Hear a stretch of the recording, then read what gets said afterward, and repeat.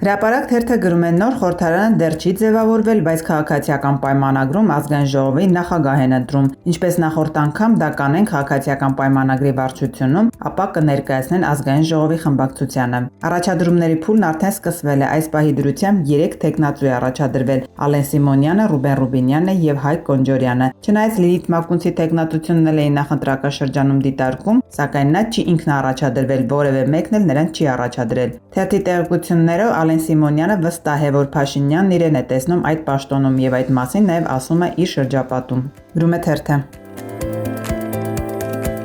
Ժողովուրդ օրաթերթի տեղեկություններով Հայաստանի էլեկտրական ցանցեր ընկերության շուրջ ընթացող գործընթացները փաստացի կասեցված է եղել մայիսի 25-ից մինչև համապատասխան դատական որոշման կայացումը։ Թերթի տեղեկություններով առաջիկա շաբաթներին կառավարական նիստերից մեկի ընթացքում նախատեսվում է ընդունել որոշում, որով ՀԵՑ-ը որպես մասնավոր ընկերություն գործադիրի որոշմամբ կճանաչվի հանրային գերակաշահ։ Դրանից հետո արդեն գործադիր իշխանությունը կանցնի հաջորդ փուլին։ Հանրային գերակաշահ ճանաչելուց հետո վարչապետի աշխատակազմը կմշակի գնահատման հատուկ մեխանիզմ, որի իրականացումը ըստ թերթի զրուցակցի կարող է տևել շուրջ 3-ից 4 ամիս։ Գործընթացում ներգրավվելու է Հայաստանի ռեզիդենտ լիցենզավորված գնահատող, բայց իմիջով անկախ ընկերություն, որը պետք է իրականացնի ՀԵՑ-ի շուկայական արժեքի գնահատումը։ Գնահատման արդյունքում ձևավորված շուկայական արժեքին կավելացվի ևս 15% եւ այդ վերջնական առաջարկը կներկայացվի ՀԵՑ-ի սեփականատիրոջը։ Ըստ գործող սցենարի հենց սեփականատերն է վերջնական որոշում կայացնելու՝ վաճառել ընկերությունը կառավարությանը թե ոչ, բայց չվաճառել դեպքում միևնույնն է հանրային գերակաշահի հիմքով Սամվել Կարապետյանի ձեռքից Նիկոլ Փաշինյանի կառավարությունը կվերցնի ՀԵՑ-ը։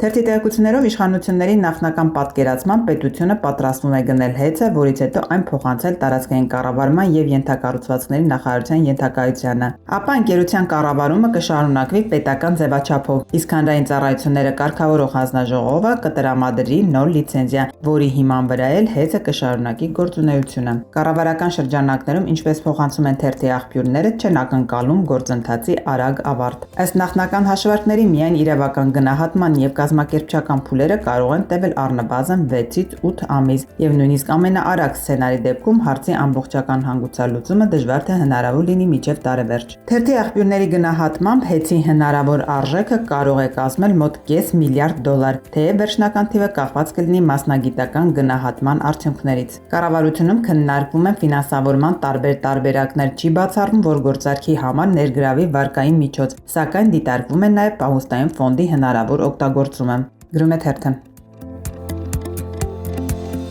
Հրապարակ թերթը գրում է Սամվել Կարապետյանի վերջին հարցազրույցից պարզ դարձավ, որ ընդդիմությունը վերցնելու է մանդատները, սպասում են սահմանադրական դատարանի որոշմանը, որից հետո այդ մասին հայտարարություն կհնչի։ Քոչարյանի թիմը նույնպես կողմ է մանդատները վերցնելուն, ընդդիմության այս որոշումը հակասական տրամադրություններ է առաջացրել քաղաքացիական պայմանագրում։ Ոմանք ցնծում են, որ մարդագողության ճանապարհով սահմանադրական մեծամասնություն կզավթեն, ոմանք կարծում են, որ իրենք մեծամասնության կարիք չունեն, սահմանադրությունը կարող են նաև 300,000 ստորագրությամբ դնել հանրաքվեի եւ առանց ընդդիմության Վրաստանի պես յոլա գնալ, հատկապես ունեն արևմուտքի աջակցությունը եւ քաղաքական ճգնաժամի մասին խոսք լինել չի կարող։ Գրում է թերթը։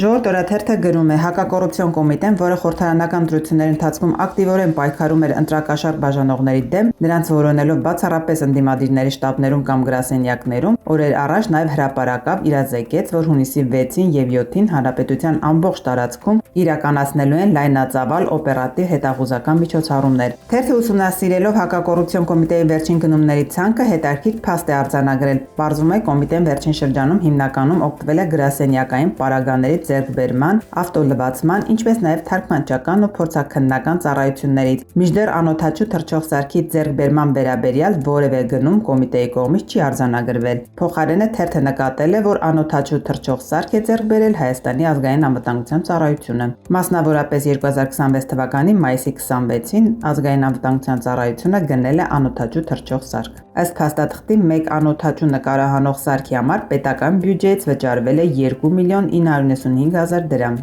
Գրում է թերթը։